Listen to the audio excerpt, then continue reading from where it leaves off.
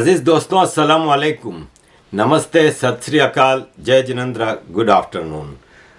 अजीज़ दोस्तों, पाकिस्तान की इकोनॉमी का वही हाल है जो था।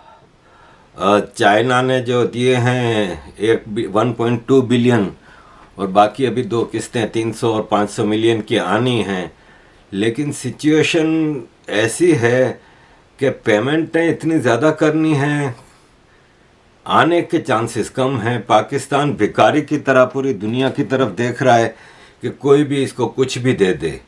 अब जैसे यूएस प्रेसिडेंट जो बाइडेन ने कहा है कि पाकिस्तान बहुत मुश्किल में है, तो हम अगले साल, अगले फिस्कल ईयर में पाकिस्तान को जो हम मदद करते हैं वो डबल कर देंगे। अब मैंने देखा तो पता चला मदद 24 मिलियन डॉलर की करते हैं, 42 मिलियन डॉलर की, तो अब वो 41 मिलियन डॉलर की मदद करते हैं, तो अब वो 82 मिलियन डॉलर हो जाएगी। तो ये 82 मिलियन डॉलर से पाकिस्तान का क्या होना है? जहां पेमेंटें अगले ये फिस्कल ईयर 2024 की बात कर रहे हैं, तो 2024 तक पाकिस्तान को कुछ नहीं तो 25 से 26 बिलियन डॉलर चाहिए। तो कहाँ से लाएगा? अब आईएमएफ के पीछे ऐसे पड़े हुए हैं।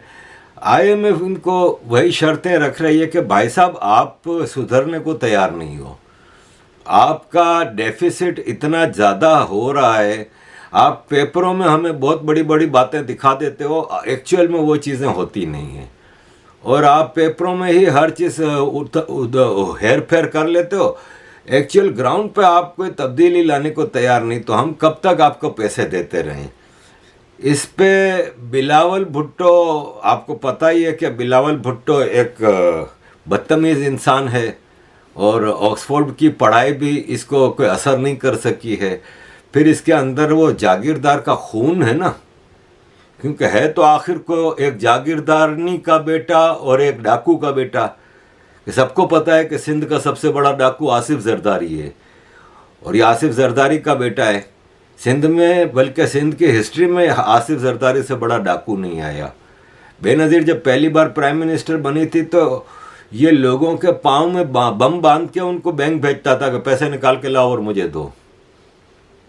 ये जब बेनज़ीर भुट्टो से इसकी शादी हुई थी, तो इसके पास पैसा नहीं था, तो इसने जैसे तैसे करके बैंक से लोन ली थी। अब पता नहीं बेनज़ीर को किस तरह ब्लैकमेल करके, क्या करके अचानक शादी हुई थी, क्योंकि बेनज़ीर का नाम तो कई बड़े बड़े जागीरदारों के साथ चलता ही रहता था कि मखदूम खलीकुज़्ज़मा से शादी हो रही है, इसकी फलां से हो रही है। अचानक पता चला सिंध के एक डाकू आसिफ जरदारी से हो रही है, और आसिफ जरदारी भी वो जो भुट्टो की फांसी के ऊपर उसने मिठाइयाँ बांटी थी, इसके बाप हाकिम अली जरदारी ने। तो क्या वो बैकग्राउंड था शादी का, उसमें चले हम नहीं पढ़ते, एक औरत मर गई है, इसके बारे में क्या बात करें। लेकिन बिलावल के अंदर वो खून की मिलावट है ना, एक तरफ जागीरदार, एक मेडिवल फ्यूडल लॉर्ड का सिस्टम है इनका। भुट्टो, फिर बेनज़ीर भुट्टो, ये लोग अभी भी उस जागीरदाराना माइंडसेट से बाहर नहीं निकले। आज भी इनके कई गांव इनके गुलाम हैं, और वो गुलामी की ज़िंदगी बसर कर रहे हैं। इन लोगों की हवेलियों के अंदर तहखाने में प्राइवेट जेलें बनी हुई हैं। तो वो जागीरदार, फिर डाकू, तो बिलावल से आप कोई अच्छी चीज़ कभी भी उम्मीद नहीं रख सकते। और सिंध में भुट्टो नाम ने जितनी बर्बादी की है, किसी ने नहीं की। या आप जो सिंधी मुहाजिर डिवाइड देखते हैं, ये भी भुट्टो की ही लाई हुई है, क्योंकि इसी ने linguistic bill, nationalisation, quota system, ऐसी चीज़ें डाली जिसका फ़ायदा सिंधियों को कुछ नहीं हुआ, लेकिन सिंध को इसने बाकायदा डिवाइड किया। और यह है कि दूसरा, इसने पाकिस्तान का बेड़ा गर्क किया। अच्छा खासा सेक्युलर लिबरल पाकिस्तान था, उसको इस्लामिक रिपब्लिक बनाया है इसने, भुट्टो ने। तो भुट्टो अपनी लालच, अपने पावर के उसमें सारे काम गलत कर गया। और आज वो राहुल गांधी है हमारे मुल्क का बिलावल भुट्टो, जागीरदार का बेटा, एक डायनास्टिक पॉलिटिक का वारिस, मतलब पॉलिटिकल हिस्ट्री दुनिया की उठा के देख लें कि कहीं आपने देखा हो कि किसी पार्टी का चेयरपर्सन मरते हुए अपनी वसीयत में, अपनी विल में ये लिखे कि मेरा बेटा चेयरमैन बनेगा पीपल्स पार्टी का। ये प्राइवेट लिमिटेड कंपनी है, ये पाकिस्तान की एक पॉलिटिकल पार्टी है जो पाकिस्तान पे 4-5 बार रूल कर चुकी है, सिंध पे कोई 25 बार रूल कर चुकी है। क्या ये प्राइवेट कंपनी है कि बेनजीर भुट्टो की वसीयत में लिखा हुआ था कि मेरे बाद Bilawal Bhutto will be chairman of People's Party? उस वक्त बिलावल भुट्टो दूध के दांत भी नहीं टूटे थे, बच्चा था। लेकिन देख लें, यही भारत में राहुल गांधी है, यहाँ पे हमारा बिलावल भुट्टो है। तो बिलावल भुट्टो बदतमीजी पे आ गया और वो एक इंटरव्यू में कहने लगा कि IMF हमें बहुत तंग कर रही है। जरा पहले आप ये वीडियो देखें, फिर आपको समझ में आएगा। ये एक भिखारन है जो भीख मांग रही है एक दुकानदार से। देखिए जरा। 10 रुपए तो दे नहीं सकते। तुम फकीर नहीं हो, बदमाश हो, क्या हो तुम? भाई फकीर है, मांग रहे हैं, अल्लाह के नाम का दे दो, ये बोला है, प्यार से बोला है। तो नहीं है ना, मैं कह रहा हूँ अभी नहीं है मेरे पास, तो गले पड़ोगी मेरे। इतनी दुकान खोल के किस लिए बैठे हुए? बंद करो इसको। क्यों बंद करें दुकान? कारोबार बंद कर दें तुम्हारे लिए? कारोबार बंद कर दे। अब आओ ना। अरे जा यार, जा, चली जा यहाँ से। कोई भी वकील नहीं आया ना, उसको खाली चली जा, चली जा। मैं कैसे रहे? मैं अभी तक मैंने किराया नहीं दिया यार, तू आ गई 10 रुपए दे, 10 रुपए दे, चली जा। बोल यही हाल पाकिस्तान का और बिलावल का है। ये भीख भी बदमाशी से मांग रहे हैं। बिलावल कहता है कि IMF हमारे साथ ज्यादती कर रही है, हम IMF की सारी शर्तें पूरी कर रहे हैं, लेकिन IMF फिर भी हमारे को तंग कर रही है। पाकिस्तान एक इस वक्त बहुत ही जबरदस्त क्राइसिस से गुजर रहा है, लेकिन IMF ये नहीं कि हमारे साथ मदद करे, हमारे साथ ताउन करे, उल्टा हमें तंग कर रही है। अबे तुम IMF को कर्जा दे रहे हो कि ले रहे हो? ये इनका हाल है। और यही चीज मतलब ये गवर्नमेंट में है, फॉरेन मिनिस्टर है। चले ओपोजिशन पार्टी वाले इस तरह करें तो हम समझ में अभी आए कि वो IMF को शायद भड़काना चाह रहे हैं। ये गवर्नमेंट का हाल है। तो ये है कि कितनी भी आप कंडीशन पूरी कर लें, आप भिखारी हो और आपको अब कोई भीख देने को तैयार नहीं। सऊदी अरब आपका बिरादर इस्लामिक मुल्क तुर्की में $5 बिलियन रखने के लिए दे दिया, आपको एक पैसा देने के लिए अभी तक हामी नहीं भर रहा। तो ये है कि Saudi Arab is doing very well. Iran के साथ मुआहिदा हो गया, इस्लामाइजेशन को बिल्कुल ही पीछे हटा दिया। ये जो अभी लाउड स्पीकर वगैरह की जो पाबंदी रमज़ान के हवाले से हटाई है, रिवॉल्यूशन की तरफ जा रहा है। पाकिस्तान 1400 साल पीछे जा रहा है, जबकि पाकिस्तान की जो एलिट है वो 1400 साल पीछे नहीं जा रही, वो तो 2050 के उसमें रह रहे हैं। 5 स्टार 7 स्टार लाइफ गुजार रही है एलिट। तो मुल्क फिर ये इस तरह बचना नहीं है। अब इन्होंने IMF की एक कंडीशन को पूरा करते हुए एक तरफ जो घरेलू कंज्यूमर हैं, जो सिविलियन हैं, जो नॉन बिजनेस घर का जो इलेक्ट्रिसिटी है, उसके ऊपर 76 बिलियन रुपए के टैक्स वो डाल दिए, एडिशनल बर्डन डाल दिया है। और फी पर यूनिट 3.39 रुपए का एडिशन किया है इलेक्ट्रिसिटी के उसमें। और ऐसे में कराची को हमेशा से लूटा जाता है ज़्यादा। तो कराची के लिए 4.76 रुपीज़ पर यूनिट, जबकि बाकी पाकिस्तान के लिए 3.39 पर यूनिट। और ये लूटमार जारी है। दुनिया भर में एक्सपोर्टर्स को फैसिलिटीज़ दी जाती हैं, इंपोर्ट पे ज़्यादा ड्यूटी लगाई जाती है। यहाँ पे एक्सपोर्टर के इलेक्ट्रिसिटी के ऊपर 12.13 यूनिट पर यूनिट बढ़ा दिया है। 12 रुपये 13 पैसे पर यूनिट इलेक्ट्रिसिटी का भाव बढ़ा दिया है। अब ये इनकी सिचुएशन है कि ये इस तरह लूटमार कर रहे हैं बिजनेसमैनों से, आम आदमी से, लेकिन होना हवाना कुछ नहीं है। पाकिस्तान की बर्बादी लिखी हुई है, वो होके रहेगी। देखें अजीज दोस्तों, हुकूमत के पास कोई और ऑप्शन रहा नहीं है। हुकूमत से मीन्स जो एक्चुअल रूलर हैं, आर्मी, ये पूरी कोशिश में है कि अमेरिका बहादुर इनको इजाज़त दे दे और ये टेक्नोक्रेट मार्शल लो ले आएँ, इलेक्शन की झंझट से जान छूटे। इलेक्शन ये करा नहीं सकते। आज मैं एक पाकिस्तान के पॉलिटिकल एनालिस्ट हैं बहुत बड़े, उनका एक प्रोग्राम देख रहा था। वो बताता है कि इलेक्शन का कोई चांस ही नहीं है, क्योंकि इमरान खान अब पाकिस्तान के गवर्नमेंट में नहीं आता, इसका कोई चांस नहीं, क्योंकि इसने current army chief general Asim Munir के खिलाफ भी बातें करना शुरू की हैं, उसके खिलाफ भी बयानात देने शुरू किए हैं। फिर जनरल नदीम अंजुम जो करंट ISI का DG है, उसके खिलाफ ये और इसके लोग बातें कर रहे हैं। तो आप कैसे एक्सपेक्ट कर सकते हैं कि ये इसको हुकूमत करने देंगे? अब अगर एक मिसाल है कि इलेक्शन फ्री एंड फेयर होते हैं, अव्वल तो कोई चांस ही नहीं है कि फ्री एंड फेयर हो। पाकिस्तान में फ्री एंड फेयर इलेक्शन कहाँ से हो सकेंगे? तो अगर इलेक्शन होते हैं और उसमें 1% भी इनको चांस होगा ना कि इमरान खान जीतेगा, तो ये इलेक्शन ही नहीं होने देंगे। इसकी वजह यह है कि इनको पता है कि जो अपोजिशन में बैठ के इतनी बातें कर रहा है वो हुकूमत में आके हमारे लिए बड़ी मुश्किल बन जाएगा। ऑलरेडी इसको एक बार बाजवा लेके आया है, तो एक बार हुकूमत दे के आर्मी ऑलरेडी परेशान है कि गलत आदमी के सर पे हाथ रख दिया है। तो अब दोबारा ये गलती आर्मी करेगी नहीं। और इलेक्शन का मतलब है कि इमरान खान के इस वक्त जो हिसाब किताब है ना, तो इमरान खान जीत सकता है। तो पाकिस्तान में अब इलेक्शन की कोई उम्मीद नज़र नहीं आती, और बिल्कुल इलेक्शन नहीं होंगे तो फिर क्या रास्ता रह जाता है, क्योंकि कॉन्स्टिट्यूशनल रिक्वायरमेंट है।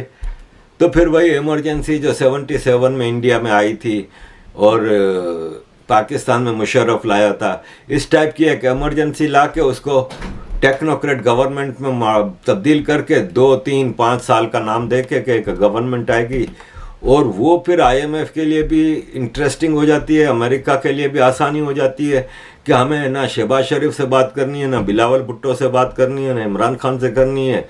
डायरेक्ट हम आर्मी से डील करेंगे, और आर्मी जैसे मुशर्रफ के ज़माने में था, किसी से इनको कोई ज़रूरत ही नहीं थी, डायरेक्ट मुशर्रफ से बात करते थे। मुशर्रफ आर्मी भेज रहा है, ड्रोन हमले की इजाज़त दे रहा है, कोई रोकने वाला नहीं होता। यहाँ पे क्या है कि डेमोक्रेसी में आपको पॉलिटिकल पार्टीज़ के 10 मसले होते हैं, 10 ये चीज़ें होती हैं, वो चीज़ें होती हैं। आर्मी रूल है, मार्शल लॉ है, डायरेक्ट हर चीज़ का फैसला हो जाता है, इम्पोज कर दिया जाता है डिसीजन, और आम आदमी को वो पाकिस्तान को वो फैसला कबूल करना होता है। तो चांसेस यही हैं कि पाकिस्तान में डेमोक्रेसी अब नहीं आनी। एक पाकिस्तानी जर्नलिस्ट ने US स्टेट डिपार्टमेंट की वीकली ब्रीफिंग में सवाल किया था कि आप अपना असर IMF पे क्यों नहीं यूज़ करते? शायद इसलिए कि चाइना और आपकी टसल है, इसमें आप चाहते हैं कि आप पाकिस्तान को प्रेशर में ला के अपनी फेवर में कुछ चीज़ें करवा लें, इसलिए आप IMF को आपने रोका हुआ है पाकिस्तान की मदद करने से, या आप IMF को वो अपना इन्फ्लुएंस नहीं डाल रहे। तो उसने कहा कि भाई साहब देखो, पाकिस्तान कोई दूध पीता बच्चा नहीं है, मतलब डिप्लोमेटिक लैंग्वेज में, कि पाकिस्तान को अपने मसले खुद हल करने चाहिए, IMF के साथ अपनी डील खुद करे। और जो IMF इनको बता रही है वो रास्ते पाकिस्तान के फ़ायदे में हैं। पाकिस्तान में बिजनेस, इन्वेस्टमेंट और कॉम्पिटिटिव मार्केट्स के हवाले से पाकिस्तान को रास्ते बताए हैं IMF ने, वो पाकिस्तान के अपने फ़ायदे में। कब तक भीख मांगता रहेगा, कब तक हमसे या दुनिया से पैसे मांगता रहेगा, अपने पाँव पे कब खड़ा होगा, वो IMF उसको वो रास्ते बता रही है। पाकिस्तान को चाहिए कि उन रास्तों पे चले, और IMF और जहाँ जहाँ भी डील करनी है खुद करे, हम उसकी जगह पे क्यों डील करें। यानी ये कहने का मतलब है कि अब तुम कोई दूध पीते बच्चे हो नहीं, 75 साल के हो गए हो तुम, साला खाने लूट मार करने के लिए तुम्हारे पास सब कुछ है। क्या हम देखते नहीं हैं यहाँ अमेरिका, कनाडा में किस शान से तुम्हारे सारे रिटायर्ड जनरल्स, ब्यूरोक्रेट्स, जजेस, पॉलिटिशियंस के बच्चे रह रहे हैं। तो जब इतना पैसा तुम लोगों के पास है, वो सब लूट मार करके खा जाते हो, फिर हमारे पास ही पैसा मांगने आते हो। तो ये IMF US स्टेट डिपार्टमेंट का स्टेटमेंट था। अजीज़ दोस्तों, 2-4 खबरें और आपके साथ शामिल करूँगा कि ये मरियम नवाज़ ने अभी कई जलसों में और इंटरव्यूज़ में ये कहा है कि जनरल फैज़ हमीद है ना, उसका कोर्ट मार्शल होना चाहिए। जो इमरान खान को लाया था, इमरान खान को बाजवा और फैज़ हमीद के झगड़े में इमरान खान के साथ फैज़ हमीद खड़ा था, जिसकी वजह से आर्मी में ग्रुप बंदियाँ हुई हैं। और आर्मी में ग्रुप बंदी का जिम्मेदार भी फैज़ हमीद है। नवाज शरीफ जब प्राइम मिनिस्टर था तो नवाज शरीफ के खिलाफ जुडिशरी को इस्तेमाल किया और नवाज शरीफ को डिस्क्वालीफाई करके हटाया गया। ये सब चीज़ों पे मरियम नवाज़ कह रही है कि इसका कोर्ट मार्शल होना चाहिए, जबकि होम मिनिस्टर पाकिस्तान जो कि मरियम नवाज़ की पार्टी के हैं, राना सनाउल्लाह, इन्होंने एक इंटरव्यू में बताया कि जनरल फैज़ हमीद के ख़िलाफ़ करप्शन के हवाले से इंक्वायरियां चल रही हैं और हम बहुत जल्द जनरल फैज़ हमीद के ख़िलाफ़ केसेस बना रहे हैं। अज़ीज़ दोस्तों, अफ़गानिस्तान में जो बलख प्रोविंस है उसके गवर्नर को सुसाइड अटैक में मार दिया गया। एक मीटिंग चल रही थी तो मोहम्मद आसिफ वज़ीरी जो तालिबान के स्पोक्स पर्सन हैं, उन्होंने कंफर्म किया कि अफ़गानिस्तान के नॉर्दर्न प्रोविंस बलख के गवर्नर मुल्ला मोहम्मद दाऊद मुजम्मिल एक मीटिंग में थे, वहाँ पे धमाका हुआ, सुसाइड बॉम्बिंग हुई और गवर्नर साहब भी मर गए और कुछ और लोग भी मरे हैं। तो अज़ीज़ दोस्तों, ये आपको पता ही है कि पाकिस्तान नित नए खेल खेल रहा है। अब आप ये देखें कि छोटे बच्चों को बंदूकों की ट्रेनिंग दी जा रही है, ये बलूचिस्तान। अब आप बताएं कि ये बलोच लड़कों को, मदरसा के ये लड़के हैं, मदरसों के लड़कों को ट्रेनिंग दे के क्या करने जा रहे हैं? ये बलूचिस्तान में एक सिविल वार की कैफियत चलाना चाह रहे हैं। बलोच जो आज़ादी के मतवाले हैं, जो अपनी जंग लड़ रहे हैं, उनके खिलाफ ये इन्हीं सिविलियंस के बच्चों को लेके आ रहे हैं। तो अज़ीज़ दोस्तों, बहुत डेंजरस गेम खेल रहे हैं और इससे ज़ाहिर है फिर बलोचों का बहुत नुकसान तो होगा, लेकिन फिर आर्मी को भी मुंह छुपाने की जगह नहीं मिलेगी, क्योंकि आप सिविलियंस में जितने भी टेररिस्ट ग्रुप तैयार करते हो ना, अल्टीमेटली वो आपको खाता है। हिलरी क्लिंटन आपके अपने पाकिस्तान इस्लामाबाद में बैठ के बोल के गई हैं कि आप अपने बैकयार्ड में सांप पालोगे तो ये तवक्को नहीं रखो कि वो सिर्फ आपके पड़ोसियों को डसेगा, वो आपको भी डसेगा। तो यही सूरत हाल है। पाकिस्तान भर भर के टेररिस्ट ग्रुप तैयार करता रहता है, लेकिन एंड ऑफ द डे वो पाकिस्तान को अपने लिए नुकसानदेह होंगे। बलूचिस्तान में आपको याद होगा कि एक प्राइवेट जेल का मसला चला था अब्दुल रहमान खैतरान के हवाले से कि उसकी प्राइवेट जेलें हैं, एक औरत और उसके 2 बेटे मर गए थे और फिर उसकी प्राइवेट जेल पे छापा पड़ा था और कई लोग आए थे, बाहर निकाले गए उन जेलों में से और इसको गिरफ्तार किया गया था। तो आपको मेरी वो वीडियो याद होगी 2 हफ्ते पहले की है, जिसमें मैंने कहा था कि इसको कुछ भी नहीं होगा, ये फ़ौरन बाहर आ जाएगा।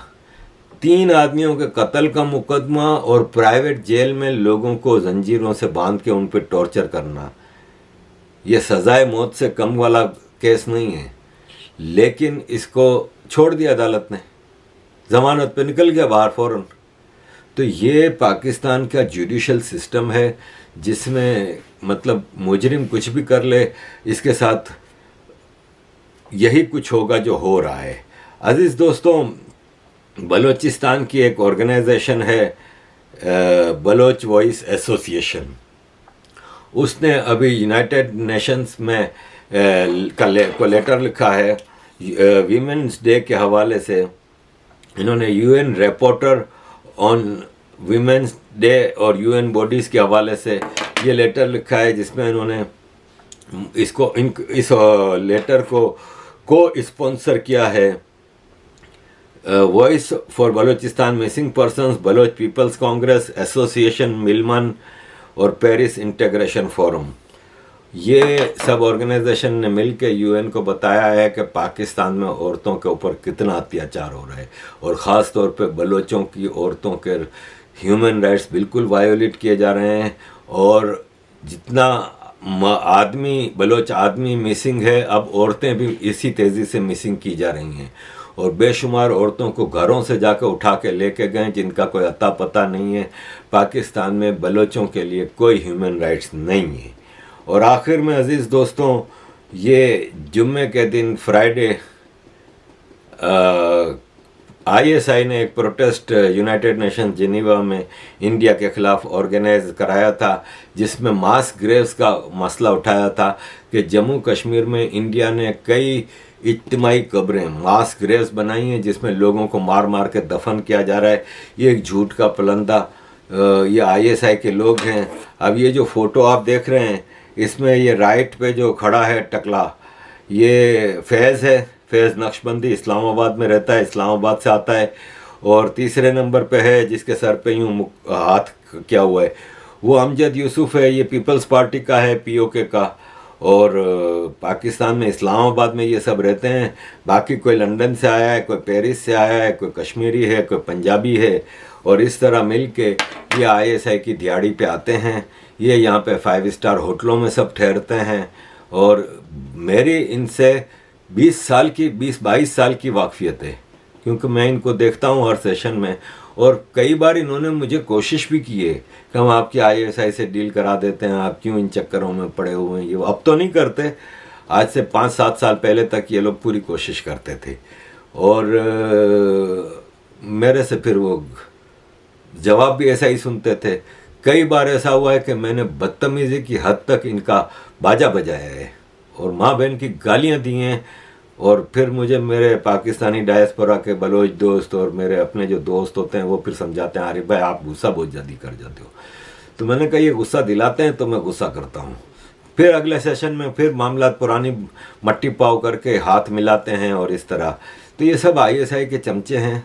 मुझे इन्होंने खुद बताया है कि हमें TADA मिलता है, इस्लामाबाद से यहाँ आने के लिए फ़्लाइट मिलती है, खर्चे सारे हम बिल जमा करा देते हैं, होटल का, खाने पीने का, सब कुछ। और इसके अलावा TADA मिलता है। अब आप खुद अंदाज़ा लगाएं कि सारा खर्चा पानी निकाल के स्विट्ज़रलैंड की सैर करते हैं और इसका भी TADA मिलता है। और अक्सर इनकी जब फ़्लाइटें वापसी की होती हैं, इससे 2 दिन पहले से हम इनको देखते हैं तो ये बड़े बड़े सुपर स्टोर होते हैं ना, जो ब्रांडेड स्टोर, इसमें अपनी बीवियों के साथ शॉपिंगें कर रहे होते हैं और ये सब चीज़ें हैं। तो ये पूरा पैसों का खेल है। पाकिस्तान के पास अपनी आवाम को खिलाने के लिए आटा नहीं है, लेकिन भारत के खिलाफ प्रोपेगेंडा करने के लिए ऐसे चमचों को ला के इनकी दिहाड़ियाँ लगवाते हैं और समझते हैं कि ये इस तरह भारत का कुछ बिगाड़ लेंगे। इतने सालों से हम ये चीज़ें देख रहे हैं, इसका कोई फ़ायदा नहीं है, क्योंकि दुनिया को पता है कि कश्मीर में क्या हो रहा है। यूरोपियन पार्लियामेंट का अपना डेलीगेशन जम्मू एंड कश्मीर, श्रीनगर, हर जगह जाके देख के आया है कश्मीर में क्या है। पूरा प्रेस फ्री है वहाँ पे, वहाँ से हर जर्नलिस्ट रिपोर्ट करता है। दुनिया जहाँ के जो प्रेस के लोग हैं वो कश्मीर में आसानी से जाते हैं, आते हैं। वहाँ पे बिज़नेस हो रहा है, फिल्मों की शूटिंग हो रही है। अभी एक फ़िल्म की शूटिंग में सुन रहा था, कौन था, उसकी फ़िल्म की शूटिंग हो रही है। तो कश्मीर में दुनिया को पता है कि क्या हो रहा है और क्या नहीं। यहाँ POK के हालात ज़्यादा ख़राब हैं और उस हवाले से UN में अंदर खाने बातें भी चल रही हैं। तो अजीज़ दोस्तों, thank you very much for all your support. Keep supporting.